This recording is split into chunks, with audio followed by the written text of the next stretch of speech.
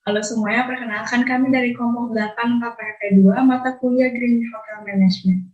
Kelompok kami terdiri dari saya sendiri, Sandra Sujaya, juga rekan-rekan saya yaitu Windy Panawan, Diego Emanuel Tobatorok, Billy Arthur Purba, Nadia Marcelina, Carol Olivia, dan David Novianti Putri. Kami merupakan mahasiswa aktif semester 4, jurusan Hospitality dan Pariwisata dari Universitas Bunda Mulia. Pada kesempatan kali ini, kami akan mempresentasikan aspek-aspek green management pada Hotel Borobudur, Jakarta.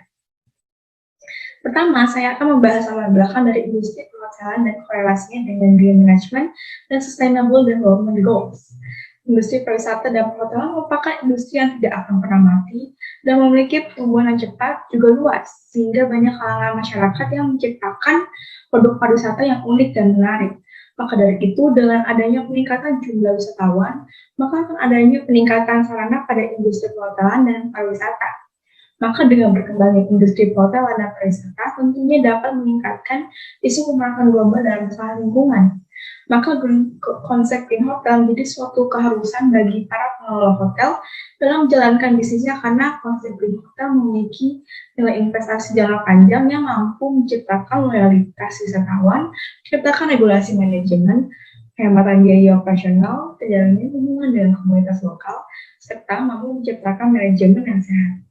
Jika wisatawan lebih memilih hotel dengan konsep green hotel, maka mereka telah melakukan upaya mengurangi dampak terhadap lingkungan dan mendapatkan pengalaman baru terkait gaya hidup green hotel ini. Dalam banyak hal, SDG dirancang untuk memberikan kesepakatan bersama yang merangkul semua tujuan bagi pembangunan berkelanjutan di seluruh dunia. Apabila sebuah hotel ingin menjadi bagian dari program Green Hotel, dari 17 objektif pada SDG, setidaknya 3 poin ini harus menjadi titik fokus pada penerapan Green Hotel, yaitu Affordable and Clean Energy atau SDG 7, Responsible Consumption and Production atau SDG 12, dan Climate Action atau SDG 13. Namun yang menjadi dilema dalam industri perhotelan, mereka harus menghadapi tantangan dalam membuat konsep dan mengelola strategi yang berkelanjutan dan melaporkan proses berkelanjutan. Dalam mengatasi tantangan ini, para pengelola industri perhotelan disarankan untuk mengembangkan pendekatan yang koheren, koordinasi, dan proaktif untuk rencana SDG. Sekian dari saya dan terima kasih. Green Dimension di Hotel Borobudur. Kita tahu bahwa industri perhotelan merupakan industri yang kurang ramah lingkungan. Industri perhotelan memiliki dampak langsung dan tidak langsung terhadap lingkungan. Hotel memiliki potensi dalam memberikan tekanan pada lingkungan dalam bentuk yang beragam, baik terhadap lingkungan, tanah, air, dan udara, sehingga manajemen harus melakukan tindakan langsung yang dianggap perlu di dalam meminimalkan dampak negatif terhadap alam kita. Green Dimension ini merupakan penekanan keselamatan lingkungan, kesehatan, ramah lingkungan, dan menganjurkan operasi hijau, perlindungan lingkungan, dan konsumsi sumber daya yang wajar. Di tengah meningkatnya kesadaran lingkungan dalam beberapa tahun terakhir, konsep green hotel atau hotel hijau menjadi populer di kalangan masyarakat. Sekarang beberapa hotel sudah menerapkan konsep green yang berarti eco-friendly. Termasuk juga Hotel Borobudur ini sudah menerapkan eco-friendly kepada hotelnya. Hotel Borobudur ini meraih penghargaan National Green Hotel Award 2013 oleh Kementerian Pariwisata dan Ekonomi Kreatif. Penghargaan ini diberikan kepada hotel yang menjalankan konsep ramah lingkungan di seluruh Indonesia. Tujuan diadakannya penghargaan ini agar meningkatnya fasilitas ramah lingkungan dari hotel yang ada di lingkup Asia Tenggara.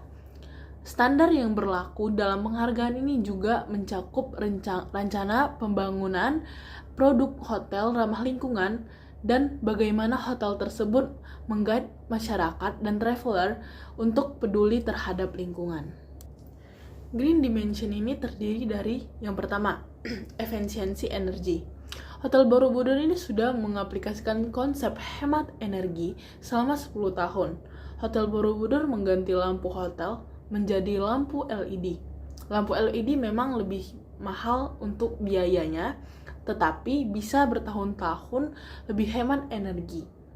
Karena manfaat dari lampu LED sendiri ramah lingkungan dan sehat, karena lampu LED juga bebas dari merkuri. Lampu LED ini dibuat dari bahan non-toksik, berbeda dengan lampu biasanya. Makanya Hotel Borobudur menggunakan lampu LED ini. Selain dikenal ramah lingkungan, LED ini juga dapat didaur ulang dan dapat mengurangi potensi bahaya keamanan seperti api ataupun kebakaran. Yang kedua, manajemen air. Kita tahu air adalah zat yang sangat dibutuhkan oleh makhluk hidup. Seperti manusia, hewan, bahkan tumbuhan sangat membutuhkan air. Makhluk hidup pasti butuh zat cair dalam bertahan hidup. Maka itu, sebagai makhluk hidup, kita harus tetap menjaga kelestarian air dengan cara menghemat air.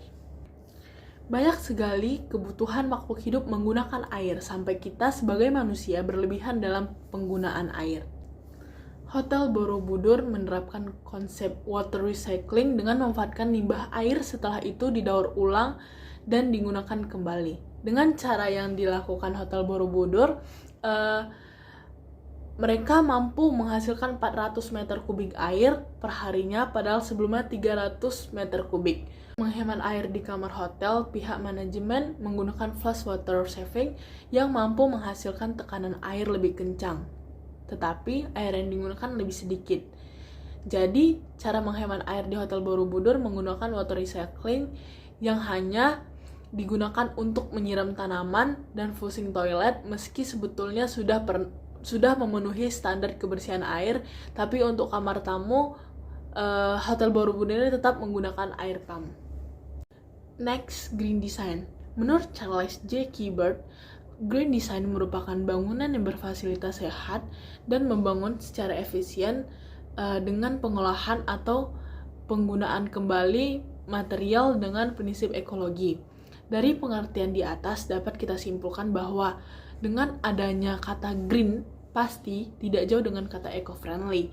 Dengan adanya green design ini pastinya sangat mengurangi dampak negatif pembangunan atau infrastruktur terhadap lingkungan kita. Green design yang ada di Hotel Borobudur ini yaitu baik dari segi interior, eksterior, elemen estetik, taman, semuanya bertemakan Borobudur. Hotel ini memiliki green design dengan membangun taman tropis. Taman tropis yang ada di hotel ini seluas 60% dari area hotel, seluas 9,4 hektar. Didominasi dengan ruangan terbuka hijau yang asri dan begitu sejuk. Dengan adanya green design ini bermanfaat dengan meningkatkan kualitas hidup karena lingkungan asri hijau pasti memiliki dampak besar bagi kesehatan.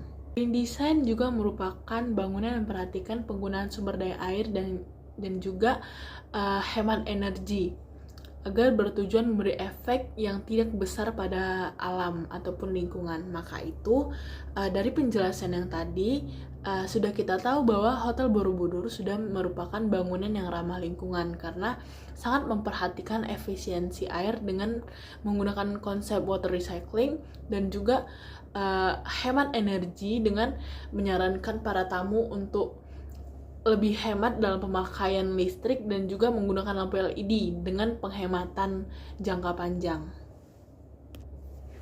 Yang terakhir adalah manajemen udara. Borobudur berkomitmen untuk menciptakan lingkungan yang bersih, aman bagi semua tamu.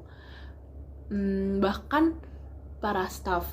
Pastinya dengan penerapan eco-friendly, sirkus udara di Hotel Borobudur ini pasti semakin baik, lebih baik dari hotel yang tidak menerapkan eco-friendly, karena Hotel Borobudur sendiri memiliki ventilasi udara silang yang baik. Dengan adanya ventilasi udara silang ini membantu dalam menciptakan sirkulasi udara yang baik. Dengan adanya ventilasi ini, debu yang ada pasti tersaring dengan baik. Yang terakhir juga, bahkan dengan adanya taman tropis tadi, pasti udara yang ada di hotel ini pasti sangat bersih. Dengan adanya sirkulasi udara yang bebas bermanfaat agar dapat menciptakan udara yang segar dan terhindar dari polusi. Limbah merupakan segala sesuatu yang tidak ada gunanya lagi. Oleh sebab itu biasanya limbah akan dibuang. Limbah yang dibuang ini perlu cara untuk mengolahnya agar nantinya tidak menimbulkan masalah tertentu atau pencemaran. Terdapat dua penanganan dalam mengatasi masalah pencemaran limbah. yang dilakukan oleh Hotel Borobudur. Yang pertama adalah berdasarkan tingkat perlakuannya. Dengan mengetahui parameter dalam limbah, dapat ditetapkan jenis-jenis peralatan yang dibutuhkan. Berikut beberapa tahapan dalam pengolahan air limbah. Yang pertama ialah pra-pengolahan. Tahapan ini adalah tahapan saringan kasar yang tidak mudah berkarat dan berukuran 30 x 30 cm untuk debit air 100 meter persegi per jamnya. Untuk mendapatkan hasil yang baik, saringan dapat dipasang secara seri atau sebanyak 2-3 kali saringan. Yang kedua ialah pengolahan primer. Tahapan ini dilakukan terhadap padatan halus atau zat berwarna terlarut maupun tersuspensi yang tidak terjaring pada penyaringan terdahulu. Terdapat dua metode yang dapat dilakukan, yaitu dengan pengolahan secara fisika dan kimia. Yang pertama secara kimia dilakukan dengan cara mengendapkan bahan padatan melalui penambahan zat kimia. Reaksi yang terjadi akan menyebabkan berat jenis bahan padatan akan lebih besar daripada air. Yang kedua ialah secara fisika. Secara fisika dapat dilakukan dengan cara pengendapan ataupun pengapungan yang ditujukan untuk bahan kasar yang terkandung dalam air. Pengapungan dilakukan dengan cara memasukkan udara ke dalam air dan menciptakan gelembung gas sehingga partikel halus akan terbawa bersama gelembung ke permukaan air. Sementara itu, pengendapan dilakukan dengan memanfaatkan kolam berukuran tertentu untuk mengendapkan partikel-partikel dari air yang mengalir di atasnya. Yang kedua ialah berdasarkan karakteristik. Karakteristik limbah perlu diketahui karena hal ini menentukan cara pengolahan yang tepat sehingga tidak mencemari lingkungan hidup. Secara garis besar, karakteristik air limbah dapat digolongkan sebagai berikut. Golongan yang pertama ialah berdasarkan karakteristik fisik, di mana sebagian besar terdiri dari air dan sebagian kecil terdiri dari bahan-bahan padat dan suspensi. Terutama air limbah rumah tangga, yang biasanya berwarna suram, seperti larutan sabun dan sedikit bau. Kadang-kadang mengandung sisa-sisa kertas, berwarna bekas cucian beras dan sayur, bagian-bagian tinja dan sebagainya. Yang kedua ialah karakteristik kimiawi. Biasanya air buangan ini mengandung campuran zat-zat kimia anorganik yang berasal dari air bersih, serta bermacam-macam zat organik yang berasal dari penguraian tinja, urin, dan sampah-sampah lainnya. Yang ketiga ialah karakteristik bakteriologis. Kandungan bakteri patogen juga terdapat dalam air limbah, tergantung dari mana sumbernya. Namun keduanya tidak berperan dalam proses pengolahan air buangan. Penanganan yang dilakukan selanjutnya ialah melakukan water recycling dengan memanfaatkan air limbah untuk kemudian didaur ulang dan digunakan kembali. Saat ini Hotel Borobudur sendiri sudah mampu menghasilkan 40 meter kubik air per hari yang dari sebelumnya ialah 300 meter. Sementara itu, untuk menghemat penggunaan air di kamar hotel, pihak manajemen Hotel Borobudur menggunakan flash water saving, yang dimana dapat menghasilkan tekanan air lebih kencang dengan penggunaan air lebih sedikit. Penanganan yang terakhir yang dilakukan oleh Hotel Borobudur ialah membuat desain tempat sampah semenarik mungkin untuk memisahkan antara sampah kering dan sampah basah yang nantinya akan diletakkan di kamar tamu untuk menjaga lingkungan. Selanjutnya, Hotel Borobudur juga menggunakan sistem composting, di mana nantinya sampah tersebut akan menjadi pupuk bagi tanaman. Selanjutnya, saya akan menjelaskan tentang korelasi consumer behavior dengan isu green management di Hotel Borobudur, Jakarta. Consumer behavior ini adalah studi tentang konsumen, bagaimana konsumen berperilaku saat memutuskan untuk membeli, menggunakan, dan juga membuang suatu produk untuk memuaskan kebutuhan mereka. Studi tentang consumer behavior ini sangat membantu untuk memahami bagaimana keputusan pembelian dibuat dan bagaimana mereka mencari suatu produk. Selain itu, pemahaman perilaku ini membantu pemasar untuk mengetahui apa, di mana, kapan, bagaimana, dan mengapa konsumsi produk. Green management merupakan faktor yang juga berpengaruh besar bagi konsumen dalam memutuskan untuk menginap di hotel. Sebelumnya, Hotel Borobudur Jakarta juga memperoleh penghargaan ASEAN Green Hotel Awards 2014-2016 yang menjadikan hotel ini menjadi salah satu hotel terhijau se-Asia Tenggara. Hotel Borobudur Jakarta juga berhasil mengantongi salah satu penghargaan bergengsi dalam Indonesia Sustainable Tourism Awards 2019 yang diadakan oleh Kementerian Pariwisata Indonesia. Perilaku konsumen dengan adanya isu green management tersebut membuat mereka sadar akan pentingnya menjaga lingkungan untuk keberlangsungan hidup mereka ke depannya. Bahkan sekarang, para konsumen lebih tertarik untuk menginap di hotel yang menerapkan green management karena mereka sadar sudah memiliki pengetahuan tentang dampak negatif dari kegiatan yang tidak ramah lingkungan. Menurut survei, para konsumen merasa bahwa menggunakan green hotel dapat memberi manfaat lebih pada kesehatan mereka. Hotel Borobudur Jakarta mengadakan rangkaian acara Corporate Social Responsibility sebagai salah satu komitmen hotel kepada masyarakat dan lingkungan. Acara ini diadakan pada hari Jumat 23 Maret 2018, dimulai dengan cleaning fun walk di area sekitar 1,5 km dari hotel oleh karyawan hotel. Dilanjutkan dengan pemotongan nasi tumpeng dan pembagian santunan untuk 150 anak yatim piatu. Hotel Borobudur Jakarta mengundang 150 anak yatim piatu dari berbagai panti asuhan di sekitar hotel untuk turut bergabung dalam acara pemotongan nasi tumpeng dan pembagian santunan. Seperti tahun sebelumnya, tahun ini pemotongan nasi tumpeng dan pembagian santunan diadakan di area parkir hotel.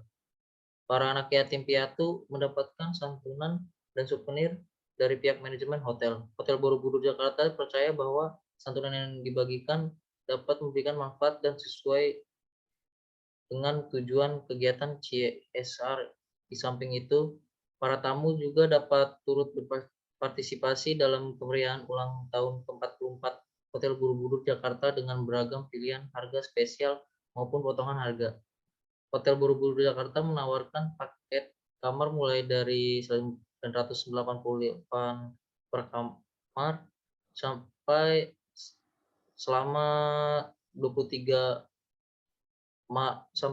Maret 2018. Selain itu, setiap outlet juga memberikan harga spesial 44.000 per orang di teratai Chinese Restaurant, Miyama Japanese Restaurant, Bruschetta Italian Restaurant, dan Pendopo Lounge untuk set menu istimewa. Juga potongan harga 44% di hotel di Borobudur Gourmet and Sop Buntut legendaris. Hotel Borobudur Jakarta dikenal sebagai hotel yang legendaris dengan area taman yang luas hingga saat ini, dengan total 695 kamar tamu dan suite, juga fasilitas ruangan rapat yang lengkap. Hotel Borobudur Jakarta membuktikan bahwa usia hanyalah sebatas angka. Borobudur Hotel telah menerapkan konsisten dalam pola pengaturan mengenai corporate social responsibility dari setiap negara memang berbeda, termasuk Indonesia, Australia, dan Cina. Bahkan dalam pengaturan CSR ditingkatkan internasional masih berupa guidelines atau standar, dan sifat dari pedoman tersebut hanya sukarela. Tidak ada hukum yang mengatur secara mengikat. Namun banyak negara-negara barat yang patuh dan mengadopsi prinsip-prinsip tersebut karena melihat kondisi-kondisi perusahaan yang berdiri di negara-negara tersebut harus bertanggung jawab terhadap sosial dan lingkungan mereka. Tidak hanya bersifat single bottom line, tetapi triple bottom line. Di Indonesia, pengaturan CSR mengalami perkembangan yang cukup signifikan. Pada awal pelaksanaan CSR yang bersifat sukarela menjadi sesuatu yang wajib yang diatur dalam UU nomor 40 tahun 2007 tentang perseroan terbatas. Sekarang saya akan menjelaskan mengenai analisis SWOT dari Hotel Borobudur Jakarta. Analisis SWOT digunakan untuk mengetahui kelebihan dan kekurangan hotel secara internal maupun eksternal. Yang pertama saya akan menjelaskan mengenai kelebihan dan kekurangan hotel secara internal, yaitu strength dan weakness. Strength dari Hotel Borobudur adalah memiliki citra yang baik sebagai Green Hotel setelah menduduki peringkat pertama pada National Green Hotel Award Kemenparekraf 2013.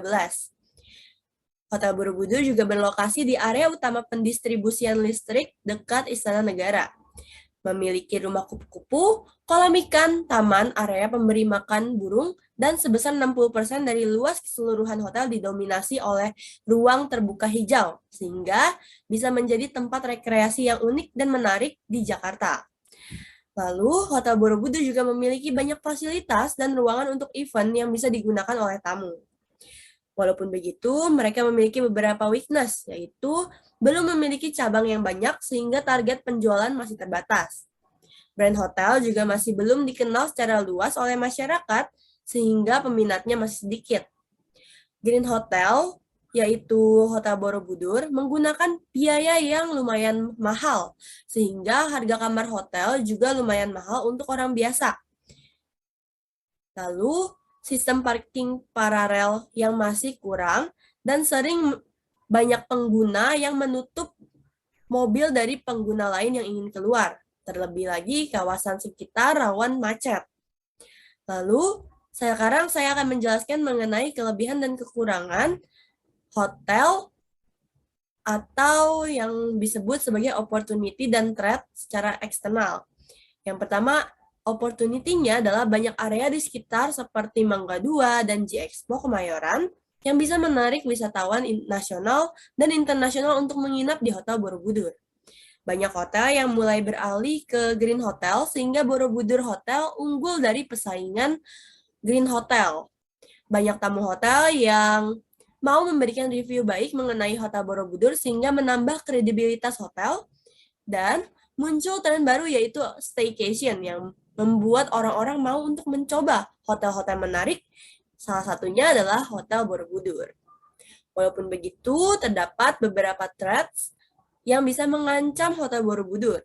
Yang pertama ada pandemi yang sedang terjadi yang menyebabkan hotel harus mengurangi kapasitas dan kegiatan serta melakukan lockdown sementara di awal pandemi.